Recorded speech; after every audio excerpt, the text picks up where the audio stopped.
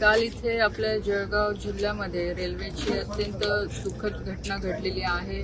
आपल्या सगळ्यांना माहिती आहे, जवळपास 13 यात्री जे होते ट्रेनमध्ये ते इथे एक्सपायर झालेले आहे। काही 9 ते 10 पेशंट इथे गोदावरी हॉस्पिटलला आज ॲडमिट आहे।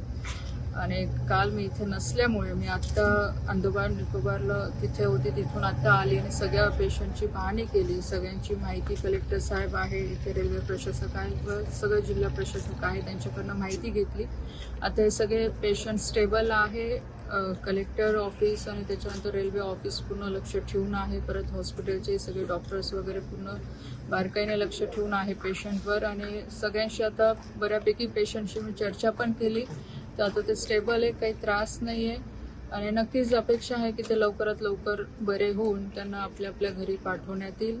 पण जी कालची काही घटना अफवामुळे जी काही घडली ही अतिशय अत्यंत दुःखद आहे।